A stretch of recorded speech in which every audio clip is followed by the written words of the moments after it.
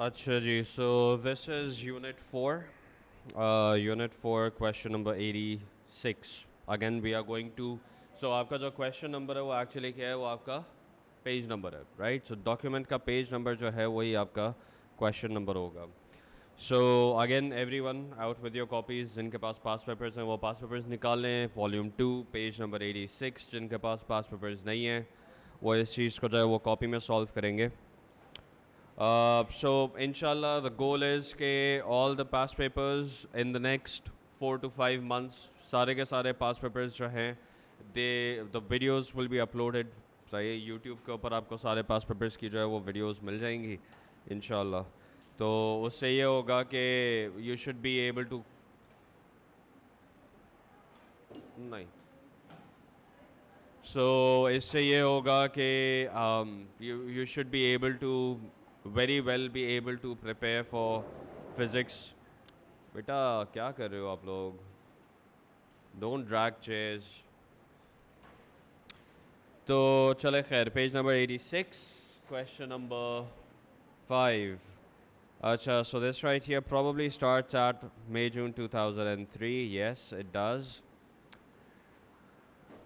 बताइए. So the question says कि electrostatic charges can be placed on objects by friction. State the name of the charged particle that is transferred from one object to the other in this process.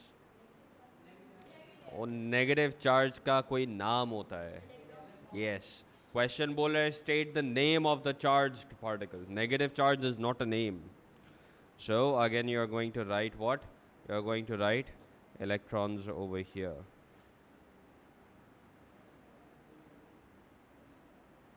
ठीक है जी. अच्छा, next figure 5.1 shows petrol gasoline being pumped into a can. Electrostatic charges build up on the petrol and pipes. So again ये problem आपके सामने है. What do you think is the problem over here? Static charge develop होने से क्या होगा? अगर static charge develop हो रहे हैं होने दो, क्या फ़र्क पड़ता है? Why do we हाँ? What so why is spark such a big problem? So so so spark can cause fire, but by igniting the petrol itself, right? तो it's not gonna be कि कोई secondary चीज़ जो है वो fire पकड़ेगी और फिर उधर से जो है वो आग लग देगी और something like नहीं, that's probably not gonna happen. So we want to prevent the buildup of static charge. Why? Because we do not want sparks, and क्योंकि spark जो है वो आपके fuel को ignite कर सकता है, तो we do not want any sparks going on. So essentially that's the idea. Let's look at the question. Question आगे यही पूछ रहा है कि explain why is this dangerous. सही है. So again, accumulation of static charges can lead to spark and can cause an explosion. Again, why? Because fuel is flammable. So we are going to write K accumulation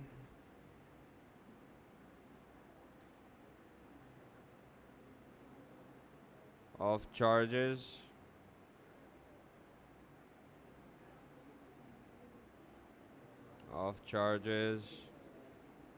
can cause spark, which may ignite the fuel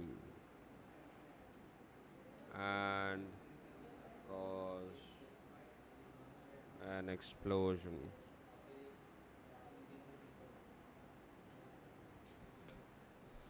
ठीक है, तो ये आपका answer होगा. अब जाहिर सी बात है, on your past papers you are not required to essentially draw any diagrams. अगर आप पास्ट पेपर्स के ऊपर सॉल्व कर रहे हैं, well and good. If you are not drawing on if you are not solving, past papers क्या हैं? अबे हद हो गई है यार. अच्छा, state what can be done to stop the electrostatic charge building up on this way. So what can we do? क्या करेंगे? So you earth the pipe. Charges cancel करने का जो है वो आपके पास एक ही तरीका है किसी भी सोर्स के ऊपर अगर आपने चार्जेस जो है वो रिमूव करने हैं, if you want to remove charges from any source, you do what, you earth it. कभी भी बोले कि what's the solution to charge being developed on a particular object, the solution is always आप उसको किसी ना किसी तरीके से जो है वो क्या कर दें, अर्थ कर दें. सिंपल. सही है. सो अर्थ द पाइप. सही है. Now earth the pipe. जाहिर सी बात है पेट्रोल जो लिक्विड है वो तो अर्थ हो नहीं सकता, तो आप किसको अर्थ करोगे, पाइप को अर्थ करोगे. ठीक है.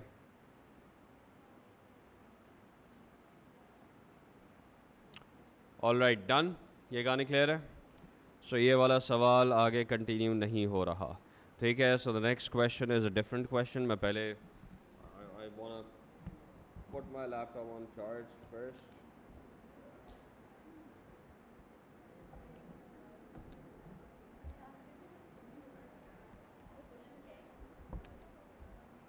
In the meanwhile, read the question, beta.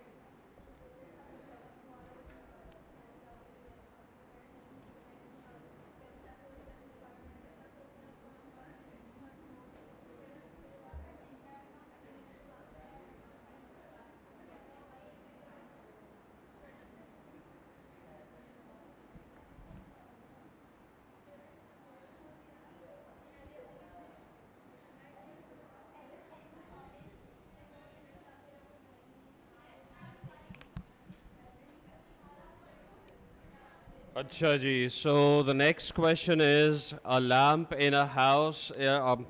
So the lamps in a house are connected in parallel to the main supply. On figure 6.1, draw the three lamps and their switches connected to the main supply. अब in this case switch जो है वो भी हमें बनानी है और lamps जो है वो भी हमें बनाने हैं. पैरेलल के अंदर जो है वो किस तरह से lamps बनाए जाएंगे. So that's going to be very simple. Okay, they all are going to have separate connections. They are all going to have separate connections. All right. So this is question number 87.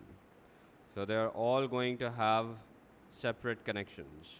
And separate connections के साथ साथ अब जाहिर सी बात है हमें switch भी show करनी है. तो how are we going to show the switch? There is not going to be one switch. अगर एक switch होगा तो वही वाला मसला होगा कि एक switch बंद की तो पंखा भी गया, लाइट भी गया और switch board भी गया. Right? So we don't want things connected in series. Yeah, we don't want things connected to a single switch. तो हम सबकी जो है वो अलग अलग switch देंगे. And how can we give a separate switch for everything? Very simple. आप सबका अलग अलग कनेक्शन के अंदर जो है वो उसके अंदर स्विचेस देंगे. Now it doesn't really matter कि if you are drawing the switch above the lamps और if you are drawing the switch below the lamps. अगर स्विच आप जिस तरह से मैंने यहाँ पर ऊपर बनाई हुई है अगर आप नीचे भी बना दें तब भी कोई टेंशन वाली बात नहीं है. हाँ अलबत्ता ये है कि DC के अंदर if had this been a DC circuit, यहाँ पे what type of a circuit is this? This is an AC circuit. Why? Because the source is shown to be a sine wave. अगर आपका source जो है, if the source of power or source of EMF is a sine wave, that means it's going to be an alternating source of current. ठीक है, अगर यहाँ पे DC current होता तो you always need to remember you connect the switch to the positive terminal. Switch हमेशा कहाँ पे connect होगी? Positive terminal पे, because let's say for example अगर आप switch, so let's say for example this right here is a circuit, ठीक है, एक lamp connected है. Now where is the charge gonna flow? The charge is gonna flow from positive to negative. Let's say for example अगर मैं switch जो है वो negative में यहाँ पे लगाता हूँ. Let's say for example if I put the switch over here. Problem ये है कि switch बंद होने पे भी बैटरी से lamp जो है वो connected रहेगा. So if something malfunctions, अगर कोई malfunction है तो बैटरी फिर भी जो है वो connected रहेगी with the lamp, and we don't want that. So this right here is the wrong place to attach a battery. Sorry, to attach a switch. अगर हम switch, so ये safety से related है, all right? और यही सारी चीज़ें आपके पास आएंगी. So again, where should we attach a switch in DC circuit? In DC circuit आप switch जो है वो किसके साथ attach करेंगे? Positive side से जहाँ से current आ रहा है. So a better place for a switch would be with the lamp at the positive terminal. Does that make sense to everyone? Positive terminal पे switch लगेगा, negative पे नहीं लगेगा. So again, this is just something that you need to remember. Each lamp is labeled. So part B, this is question number 87. So page number is your question number. So each lamp is labeled 240 volts and 30 watts. Calculate the current in one lamp when it's operating correctly. So power or voltage या potential difference को connect करने वाली कौन सी equation है? P is equals to VI. Good. So we are going to write P is equals to VI. ठीक है, formula लिखने का स्पेसिफिकली कोई मार्क नहीं होता, बट आपके पास 2 मार्क्स का अगर सवाल है तो उसमें से 1 मार्क किस चीज़ का है? आंसर का, फॉर्मूला का नहीं है. फॉर्मूला के मार्क्स फिजिक्स के अंदर नहीं होते ज़्यादातर. ठीक है, you've got 1 mark for what? For the answer. All right, so let's solve this and we say that the power is 30 watts and the potential difference V is 240 volts and the current is what? That's I. So I should be equals to 30 divided by 240, and 30 divided by 240 is equals to 1 upon 8, which is equals to 0.125 amperes. Alright, so the current is 0.125 amperes, तो आप यहाँ पे 0.125 भी लिख सकते हैं, or you can write down 0.13 as well. You can write down either one is fine. Again, unit लिखना बहुत ज़रूरी है because the unit is not mentioned, so you have to write down A amperes. ठीक है, now जो आपको 2 marks मिल रहे हैं वो किस चीज़ के मिलेंगे? 2 मार्क्स मिलेंगे आपको ये कैलकुलेशन शो करने का, इसका 1 मार्क मिलेगा, ये आपने लिखा, आपको डायरेक्ट 1 मार्क मिलेगा, वो मल्टीप्लिकेशन डिवीजन शो करने का कोई मार्क नहीं है, मैथ का पेपर नहीं है, फिजिक्स का पेपर है. Alright, so you get 1 mark to show the calculation and 1 mark for the correct answer at the correct significant numbers. Does that make sense to everyone? ठीक है, initial questions के अंदर ये rules मैं थोड़े आप लोगों को बताता रहूँगा so that you understand exactly how to answer a particular numerical. ठीक है, eventually we are going to go smooth and फिर हम चीज़ें जो है वो जल्दी जल्दी solve करेंगे. State the current from the mains supply when the 3 lamps are switched on. ठीक है, इसको सॉल्व करने के लिए जस्ट थिंक अबाउट इट. इसको 0.125 चाहिए, इसको 0.125 चाहिए, इसको भी 0.125 चाहिए. तो यहाँ से करंट जो आ रहा होगा वो कितना होना चाहिए? It should be the sum of the 3.125s. Alright, parallel के अंदर हमने क्या पढ़ा था कि पैरेलल के अंदर पोटेंशियल डिफरेंस डिवाइड होता है. यस, ऐसा ही है? नो, पैरेलल में पोटेंशियल डिफरेंस डिवाइड नहीं होता, पोटेंशियल डिफरेंस सेम रहता है across the lamps. मतलब let's say for example if you have a 240 volt supply, then each lamp is going to get a 240 volt supply, but the current is what's going to be divided. current जो है वो क्या हो जाएगा? Divide हो जाएगा. Last class में मैंने आप लोगों को एक न्यूमेरिकल लिखवाया था जिसमें आपने एक 3 लैम्प्स थे एक सीरीज़ में और 3 लैम्प्स थे पैरेलल में, उसको सॉल्व करोगे तो यूल सी कि if lamps are connected in parallel, they burn a lot brighter. सही है, they light up very bright. But if the lamps are connected in series, they don't light up very bright. They are actually very dim. ठीक है, इसका हम essentially मैं शाहरुख को कह सकता हूँ कि यार आप लोगों के लिए एक एक्सपेरिमेंट जो है वो बना के दे, where you have some lamps connected in series and lamps connected in parallel, and we can see कि भाई वो किस तरह से चल रहा है. ठीक है, so state the current from the main supply. So main supply ने जो है वो कितना करंट सप्लाई करना है. सो you've got 3 lamps of 0.125 amperes each times that 3, you've got 0.385. One source of error. पहला error जो बच्चे करेंगे, जिन्होंने ऊपर 0.13 लिखा होगा ना, वो 0.13 मल्टीप्लाइड बाई 3 करके आ जाएंगे, बोलेंगे कि भाई 0.39 एम्पेयर्स होना चाहिए. और जो भी 0.39 एम्पेयर लिखेगा उसका आंसर गलत हो जाएगा. अब उसका आंसर गलत क्यों होगा? why is the answer going to be wrong? The answer is going to be wrong because you don't do calculations with approximated values. आपने 0.13 अप्रोक्सीमेट करके लिखा था, आप 0.13 को आगे कैलकुलेशन में कंटिन्यू फॉरवर्ड नहीं करोगे. You are always going to use the exact value which you calculated using the calculator. Calculator से जो एग्जैक्ट वैल्यू निकाली थी आप वो यूज़ करेंगे. You will not use the approximate value which you wrote down. अब यहाँ पे तो 0.125 है, it's an easy value. If you let's say for example have a value with 7 decimal places, तो आप जाहिर सी बात है 2 या 3 सिग्निफिकेंट नंबर्स पे ही आंसर देंगे. बट अगर आप 2 या 3 सिग्निफिकेंट नंबर पे आंसर्स दे रहे हैं तो मतलब आप उनको अप्रॉक्सीमेट कर रहे हैं. And approximating and then carrying forward that value is going to lead to wrong answers. तो अगेन हम 0.13 यूज़ नहीं कर सकते, जो एक्चुअल वैल्यू है 0.125 हम सिर्फ और सिर्फ वो ही यूज़ करेंगे. Does that make sense to everyone? ये कहानी क्लियर है सबको? All right. So the correct answer to this would be, it's going to be 0.125 multiplied by 3, which is going to be 0.375 amperes.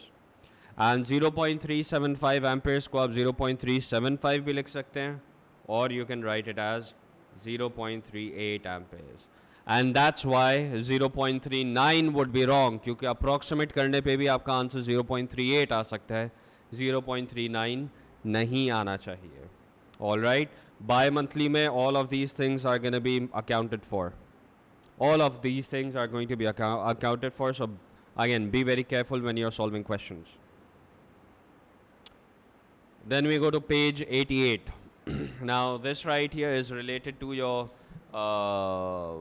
resistors and colored resistors की schemes. ठीक है, तो again बहुत simple सा idea है इसका. You've got a color coded resistor, and color coded resistor के अंदर आपके पास बहुत सारे bands होते हैं. Usually आपके course के अंदर 3 bands वाले colored resistors आते हैं. So what does each color tell you? The first color tell you the first digit. The second color tells you the second digit, and the third color tells you the number of zeros. ठीक है, the third color tells you what? The number of, क्या बताता है? Number of zeros. All right. कि let's say for example ये आपके पास एक table है, ठीक है. मैं कहता हूँ कि आपके पास एक रजिस्टर है जिसमें पहला बैंड जो है वो कौन सा कलर है? Let's make this red. So the first band is what? First band is red color. The second band is what? The second band is blue color. And the third band is what? The third band is yellow colored. सही है? So just as an example. तो यहाँ पे इस resistor का जो resistance होगा वो क्या होना चाहिए? So the first band which is blue in color, sorry, red in color. Red का मतलब क्या है? 2. So we are going to write 2. अच्छा, second band जो है वो क्या है? वो blue है. Blue का मतलब कौन सा color? That's going to be 6. And yellow जो है वो कौन सा color है? That's 4. अच्छा, आप यहाँ पे 4 लिखेंगे नहीं, क्योंकि third band tells you the number of zeros. And number of zeros कितने होने चाहिए? Should be 4 of them. So 1, 2, 3, 4. So this right here is going to be a 260,000 ohm resistor. Sorry, क्या चीज़? अब होगा ये कि आपको कलर दिया होगा, आपको रेजिस्टेंस देना होगा, या आपको रेजिस्टेंस दिया हुआ होगा और आपको कलर्स बताने होंगे. सो ईदर वन. हाँ, अब लेट्स से फॉर एग्जांपल मैं आपको कहता हूँ कि यार आपका रेजिस्टेंस जो है वो 1200 है. पहला डिजिट पहला बैंड होना चाहिए. 1 कौन सा कलर है? ब्राउन. सही है. 2 कौन सा कलर है? रेड. और आगे 2 जीरोज हैं, मीन्स कौन सा कलर होना चाहिए? फिर से रेड आ गया. सही है ना? तो that's what it's going to be. All right. So again the idea is very simple. जो आपके कलर कोड्स हैं वही आपको बताएंगे कि आपका रेजिस्टेंस कितना होना चाहिए. Let's see what the question says. State the colors on the first 3 bands of the 4700 ohm resistor. So सबसे पहला color band कौन सा होगा? It's going to be yellow. 4 is yellow. All right. Then 7 is what? 7 is violet. All right. So 7 जो है वो violet आ जाएगा. And color of band 3 कितने zeros हैं? There's 2 zeros. So yes, it's going to be red. And that's it. सही है. So that was question number 88. That was page number 88 of the past papers and question number 88 as well. अच्छा जी. So this is question number 89. Question number 89 says figure 7.3 shows a 47 ohm resistor connected to series with a variable resistor. The variable resistor can have any value between 0 and 47. As the resistance of the variable resistor is altered, determine the largest reading on the voltmeter. So अगर 6 volt supply हो रहे हैं, अच्छा ये जो voltmeter है, it's reading the potential difference across which resistor? The fixed resistor. ये जो 47 ओम रेजिस्टर है ये फिक्स्ड है, और ये आपके पास क्या है? ये वेरिएबल रेजिस्टर है.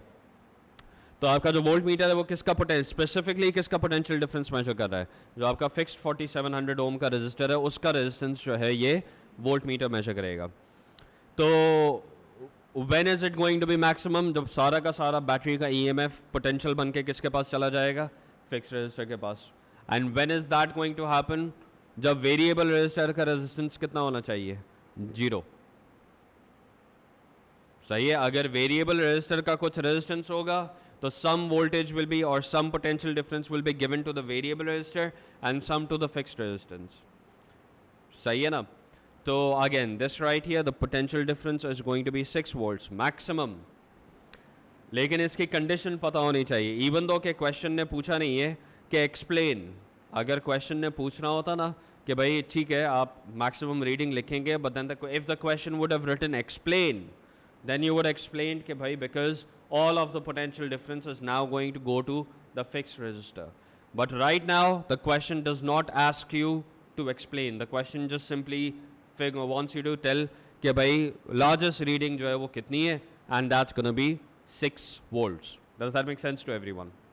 ये कहानी clear है? अच्छा, smallest reading कब होगी? जब variable resistor का resistance maximum होगा. और वेरिएबल रेजिस्टर का रेजिस्टेंस कितना मैक्सिमम हो सकता है? 4700 हो सकता है. अब जब आपके पास 2 इक्वल रेजिस्टर्स सीरीज में लगे होंगे तो आधा पोटेंशियल इसको जाएगा, आधा पोटेंशियल उसको जाएगा. तो कितना मिलना चाहिए 4700 वाले फिक्स रेजिस्टर को? 3.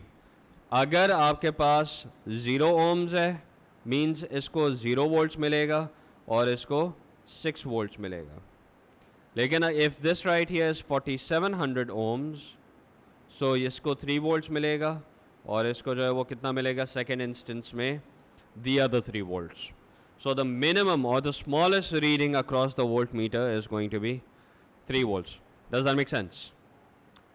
Draw the circuit symbol for an OR gate. चाहिए? अब आपके पास 3 गेट्स होते हैं. you've got a NOT gate, you've got AND gate and you've got an OR gate. सही है? अच्छा तुम लोग कंप्यूटर वाले नहीं हो और लॉजिक गेट्स हम लोगों ने पढ़े नहीं है. ओके ठीक है चलें सही है.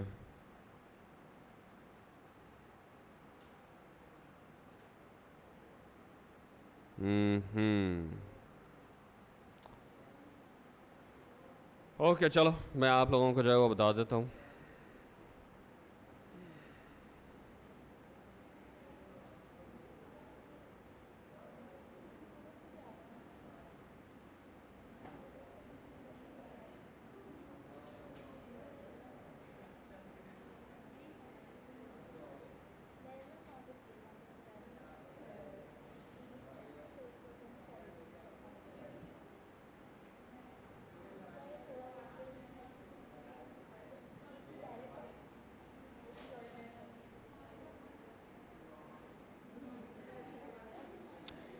These right here are your logic gates, and these right here are the symbols: the NOT gate, the AND gate, and the OR gate.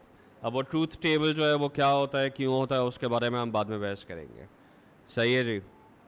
So your OR gate is going to be, अच्छा आगे truth table भी आ गया, चलिए ये भी मैं बता देता हूँ. So the OR gate, high,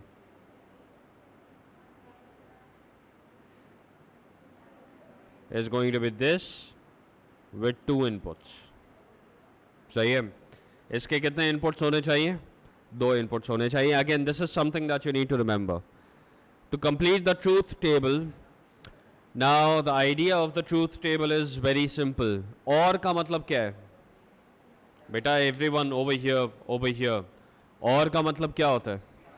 और का मतलब होता है either this or that. अब यहाँ पर इस लॉजिक गेट के 2 इनपुट्स हैं, एंड वो इनपुट्स क्या क्या पॉसिबल हैं? ईदर 0 इज इनपुटेड और 1 इज इनपुटेड फ्रॉम सिग्नल 1, 0 और 1 फ्रॉम सिग्नल 2. 0 का मतलब ऑफ, 1 का मतलब ऑन. ठीक है. तो अब और गेट के अंदर क्या कंडीशन होती है? और गेट जो है वो 1 फॉरवर्ड करेगा अगर एक या उससे ज़्यादा कोई भी जो है वो ऑन होगा. अगर एक में से कोई एक या एक से ज़्यादा इनपुट्स ऑन होंगे तो और सर्किट जो है वो जो आगे सिग्नल फॉरवर्ड करेगा वो ऑन होगा. नाउ इनपुट 1 एंड इनपुट 2 दोनों क्या हैं? ज़ीरोज़. मींस दोनों इनपुट्स क्या हैं? ऑफ है. ठीक है. We are going to discuss this in much more detail, तो again don't worry about it. ये एक बहुत सिंपल सी एक्सप्लेनेशन है. ठीक है. इसको हम डिटेल के अंदर करेंगे. सो अगेन इनपुट 1 0 है, इनपुट 2 0 है. क्या दोनों में से कोई भी इनपुट ऑन है? नहीं. तो और गेट जो है वो कौन सा सिग्नल आगे फॉरवर्ड करेगा? It's going to output 0 as well. ठीक है. If let's say for example second condition पर आ जाते हैं. 1 0 है लेकिन इनपुट नंबर 2 जो है वो क्या है? वो ऑन है. मतलब दोनों में से अगर कोई भी एक ऑन होगा तो और गेट आगे क्या फॉरवर्ड करेगा? ऑन. मींस 1 फॉरवर्ड करेगा. थर्ड केस के अंदर you have again it's going to be an on. क्यों? क्योंकि 1 ऑन है, 2 ऑफ है, बट स्टिल क्योंकि 1 ऑन है तो again the logic gate is going to forward 1. And state number 4 या कंडीशन नंबर 4 के अंदर दोनों ऑन है. अगर दोनों ऑन है, नहीं नहीं ऐड नहीं होते. अब भी आपके पास इनपुट 1 या 0 हो सकता है, आउटपुट 1 या 0 हो सकता है. सही है.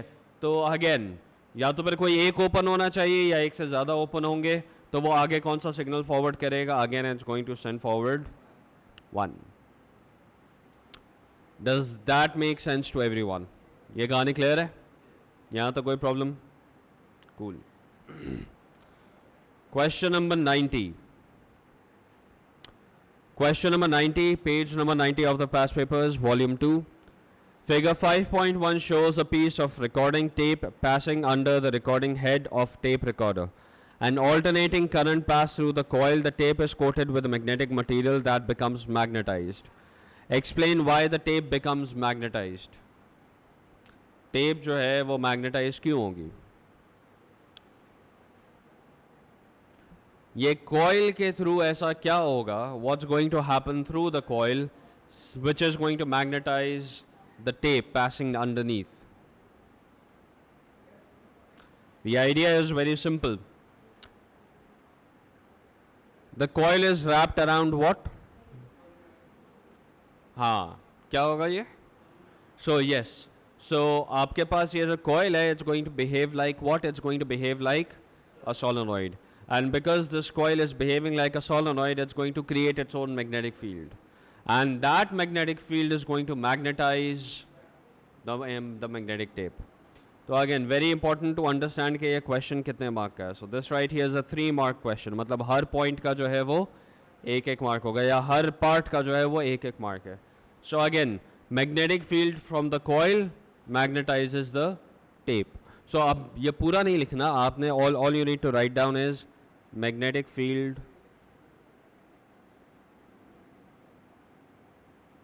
produced by the coil. So magnetic field produced by the coil will essentially do what? Will magnetize the magnetic tape. 5.1 shows the sections of the tape are magnetized in opposite direction. Explain why they become magnetized in opposite direction. क्योंकि आपका जो source है, it's an alternating current. The source is what? The source is alternating current. And whenever your source is alternating current, आपका current का direction change होता है. And आपके current का direction change होने से आपकी magnetic field भी क्या होगी? Change होगी. So we are going to write direction of magnetic field changes with the change in direction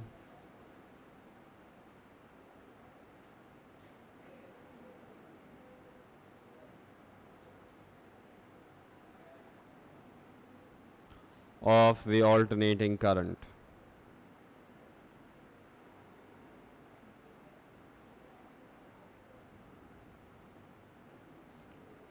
again इसका आंसर जो है बहुत प्रेसाइज हो सकता था, बट अभी क्योंकि this is the beginning of starting और सॉल्विंग द पास्ट पेपर्स, तो अभी थोड़ा सा जो है वो हम एक्सप्लेन कर देते हैं. The tape is moved faster pass the recording head. State how this changes the pattern on the tape. क्या होना चाहिए आपके हिसाब से?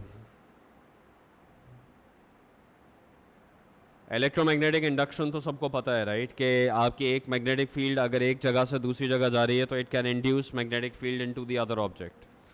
नाउ एसेंशली अभी ऑल्टरनेटिंग करंट इस तरह से चल रहा है कि आपका एक सेक्शन जो है वो क्या हो रहा है? मैग्नेटाइज हो रहा है in one particular direction.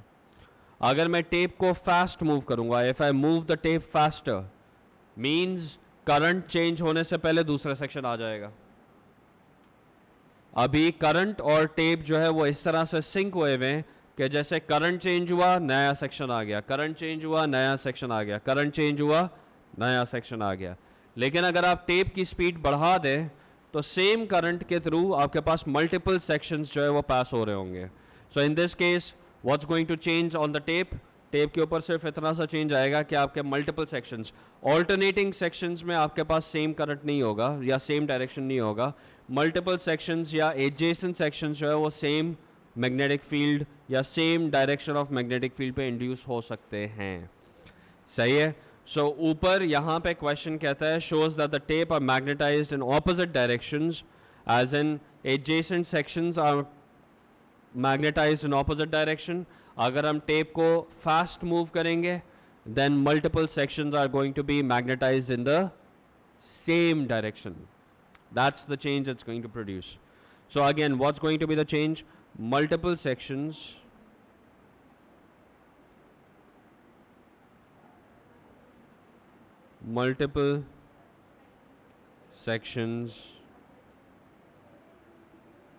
magnetized in same direction. So again, multiple sections will be magnetized in the same direction. बेटा कुछ लिखना होता है या सिर्फ बैठना होता है जब पास पेपर सॉल्व? तो आपका रजिस्टर बंद क्यों है in the first place? Register बंद क्यों है? लिखो, ये भी लिखना है.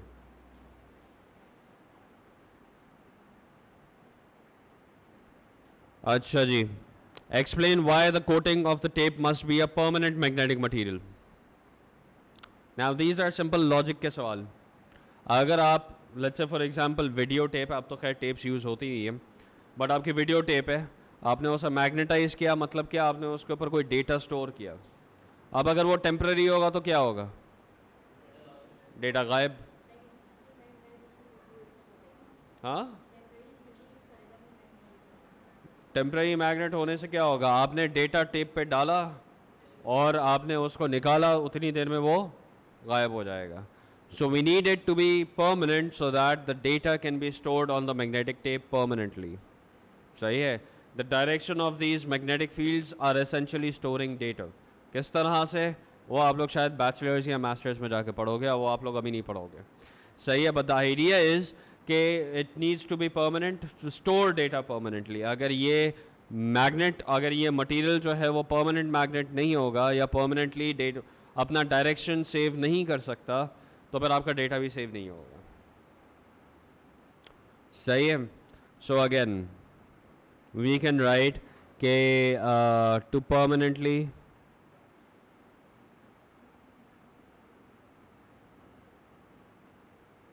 store data।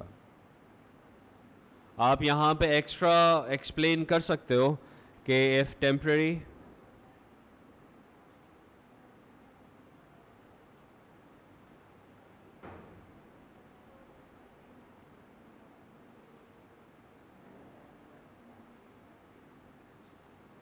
it will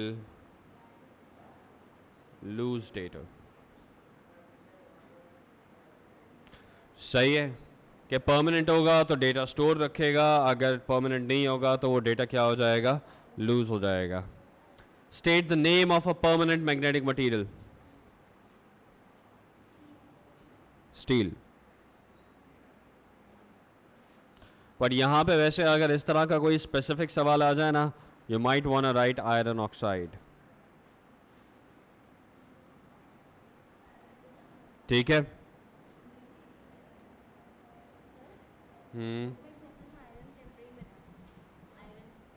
हाँ, तो वो परमानेंट बोल रहा है ना,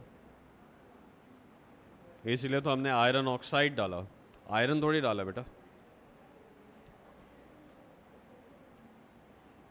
अच्छा, this right here is question number 91। Question number 91 says figure 6.1 shows a circuit in which a voltmeter is placed across a resistor। अच्छा, वोल्टमीटर कौन से रेजिस्टर के अक्रॉस है,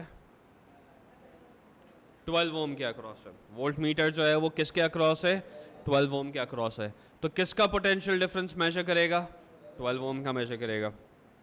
अच्छा, let's move forward. The potential difference across the 12 ohm resistor is 4 volts. अच्छा, ये एक statement पढ़ के ऑटोमेटिकली मैं टोटल बैटरी की पावर सप्लाई वगैरह सारी चीज़ें फिगर आउट कर सकता हूँ। सही है। आई कैन से कि यार अच्छा ठीक है, अगर इसके अक्रॉस 4 वोल्ट है तो 18 वोल्ट के अक्रॉस जो है वो 18 ओम के अक्रॉस जो है वो 6 वोल्ट्स होना चाहिए, और टोटल बैटरी का ईएमएफ जो है वो कितना होना चाहिए, वो 10 वोल्ट्स होना चाहिए। I can very easily see that just by the piece of information कि आपके पास 12 ओम्स के अक्रॉस कितना है, 4 वोल्ट्स है। Very easy. देखो, क्वेश्चन अगर पढ़ते पढ़ते प्रोसेस नहीं करोगे ना तो फिजिक्स, केमिस्ट्री, मैथ तीनों में आप रह जाओगे। So you need to read the question and then create certain ideas in your head. कि अच्छा ठीक है, क्वेश्चन बोल रहा है कि भाई 4 वोल्ट अगर 12 ओम के रजिस्टर के थ्रू जा रहे हैं, तो अब यहाँ पे आपका सिंपल मैथ्स के प्रोपोर्शंस आपको याद हैं, direct and inverse proportions. Direct proportions कैसे सॉल्व करते हैं, डायरेक्ट प्रोपोर्शंस में अगर 12 ओम है एंड वो 4 वोल्ट्स जो है वो, हाँ, अगर 12 ओम्स का रेजिस्टर जो है, अगर 12 ओम का रेजिस्टर जो है, it's eating up how many potential difference, 4 volts of potential difference. If 12 volt takes 4 volts of potential difference, resistor ज्यादा होने से पोटेंशियल डिफरेंस ज्यादा चाहिएगा, कम चाहिएगा, रेजिस्टेंस ज्यादा होने से पोटेंशियल डिफरेंस क्या होगा, ज्यादा होगा। अगर ज़्यादा रेजिस्टेंस है, ज़्यादा पोटेंशियल डिफरेंस चाहिए होता है उस रेजिस्टर को क्रॉस करने के लिए। So again then 18 volts, 18 ohms is going to require x volts and we can easily cross multiply। ठीक है। अच्छा, मैं एक्चुअली क्रॉस मल्टीप्लाई भी नहीं करता, I don't even cross multiply. जाहिर सी बात है मैथ के अंदर ये करके नहीं आना, क्योंकि क्रॉस मल्टीप्लिकेशन शो करने के या इस तरह, I am not exactly sure about the rules, but हो सकता है कि मार्क्स हो, तो ask your math teacher about what it is. पर जनरली अगर मैं इस तरह से मैं अगर इसको कैलकुलेट करूँगा तो हम जस्ट गोना राइट कि यार एक्स जो है वो क्या होना चाहिए, वो 6 वोल्ट ही हो सकता है। आप क्रॉस मल्टीप्लाई छोड़ो, आप क्रॉस मल्टीप्लाई करके ही निकालो, ठीक है। Again this is not yet required. अभी आगे क्वेश्चन मुझे पता नहीं है कि क्वेश्चन क्या पूछ रहा है, this is just running down in my head कि आगे क्वेश्चन क्या हो सकता है, सही है। So again explain why using the volt metre on the range 0 to 3 volts is unsuitable. Now this is a typical P4 का सवाल, क्या हम कौन से वोल्ट मीटर की रेंज जो है वो यूज करेंगे, ठीक है। अब आपके हिसाब से वोल्ट मीटर की रेंज 3 वोल्ट यूज करने का क्या नुकसान है?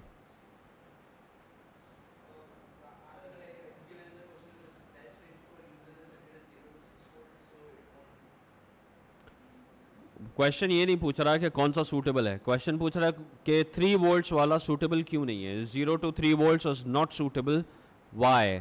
मेजर कितना वोल्ट करना है, कितने वोल्ट्स मेजर करने हैं, कितने वोल्ट्स मेजर करने हैं?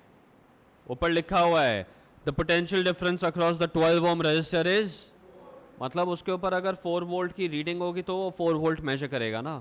अगर 3 वोल्ट का है मैक्सिमम रीडिंग तो वो 4 वोल्ट कैसे मेजर करेगा? It cannot. All right. So using the voltmeter on the range 0 to 3 volts is unsuitable. Why? Because it wants to measure 4 volts and it's outside the range. सही है, तो हम लिख देंगे कि भाई the potential difference reading, the potential difference reading is outside the range of 0 to 3 volts voltmeter। मतलब जो रीडिंग आपको चाहिए 0 to 3 वोल्ट्स के वोल्टमीटर के रेंज के, वो क्या है, बाहर है, वो उसको मेजर नहीं कर सकता। Using the voltmeter on the range 0 to 3 volts is unsuitable।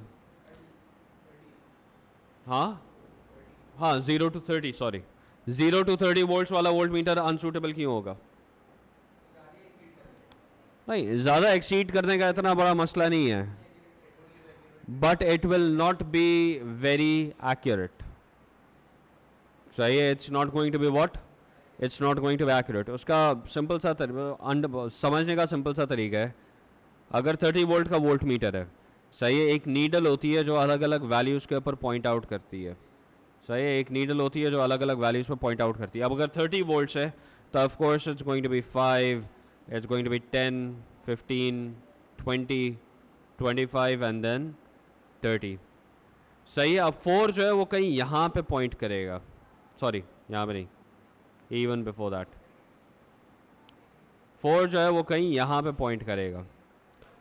अब हो सकता है यहाँ पे अंदर जो है वो स्मॉल डिविजन्स दिए हुए हों, छोटे डिविजन्स दिए हुए हो सकता है ना दिए हुए हो, बट अगेन जनरली स्पीकिंग आपकी रेंज अगर बहुत ज़्यादा होती है तो वो पीस ऑफ इक्विपमेंट ऑटोमेटिकली क्या बन जाता है, अनएक्यूरेट या इनएक्यूरेट बन जाता है, सही, it automatically becomes inaccurate. So inaccurate reading because range too large।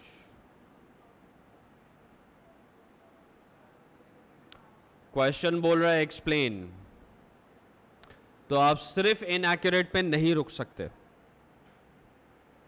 सही है। क्वेश्चन बोल रहा है क्या, explain, so you can not stop on accurate, you can not stop at saying कि इट्स इनएक्यूरेट, खत्म कहानी, नहीं, मार्क चला जाएगा, इवन दो कि सही है कि yes it's inaccurate, but you can not stop there. आपको एक्सप्लेन करना है कि वो अगर इनएक्यूरेट है तो वो क्यों है, क्योंकि आपकी रेंज बहुत बड़ी है, सही है। So it's inaccurate because the range is too large, ठीक है। इससे पहले वाले तकरीबन मैंने यहाँ पे 4 साल पढ़ाए हैं, सही है, यहाँ पे 4 बैचेस ने जो है मुझसे पढ़ा है।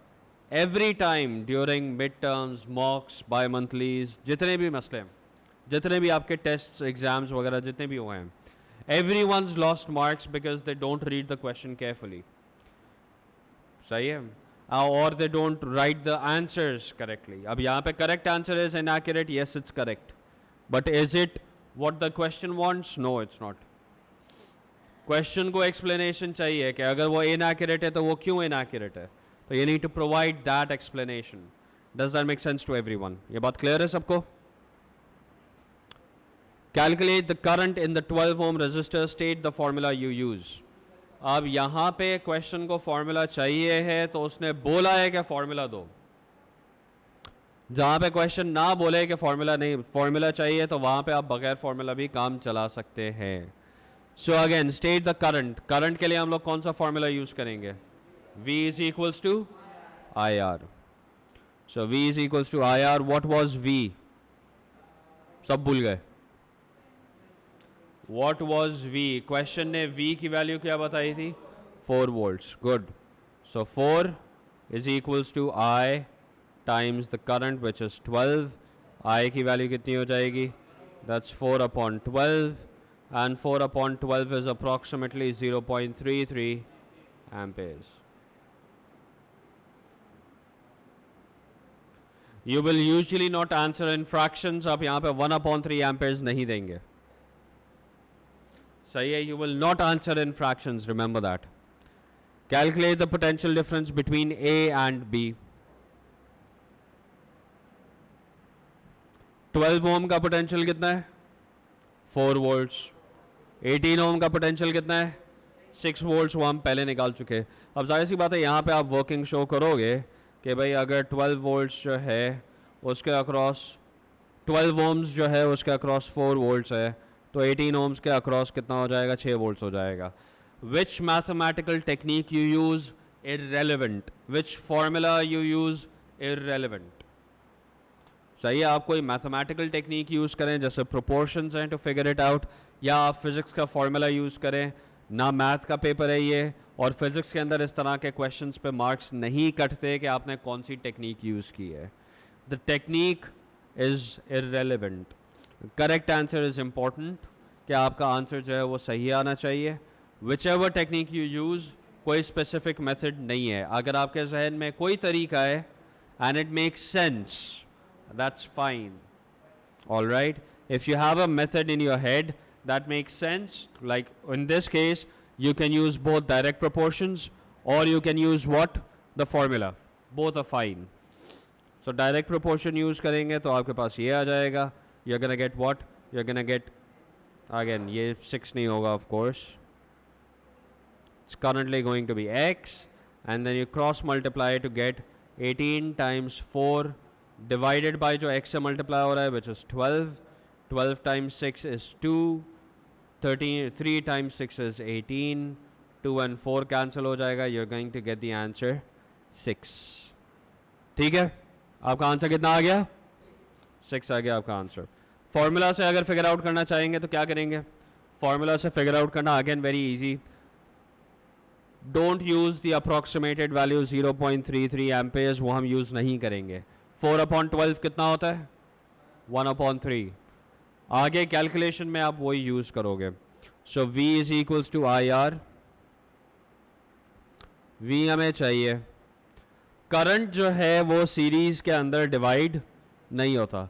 मतलब अगर 12 ओम के रेजिस्टर के थ्रू अगर कोई करंट जा रहा है, if some current is flowing through the 12 ohm resistor, the same current should be flowing across the 18 ohm resistor as well. So we can say कि अच्छा ठीक है, करंट यहाँ पे कितना है? Current is 4/12 which is 1/3, and the resistance is how much? The resistance is 18. So 18 divided by 3 is how much? That's again 6 volts. आपके पास दोनों तरीके हैं, दोनों तरीकों से करोगे दोनों चीज़ें एक्सेप्टेबल हैं. Does that make sense to everyone? ये कहानी क्लियर है? Anyone has trouble? ठीक है. तो let's keep it till here for today. All right. हम लोगों ने पेज नंबर 86 से स्टार्ट किया था. सही है. ऑन पेज 91 हम लोगों ने 6 क्वेश्चंस किए हैं. ठीक है. 86, 87, 88, 89, 90 and 91. Those are 6 questions. All right.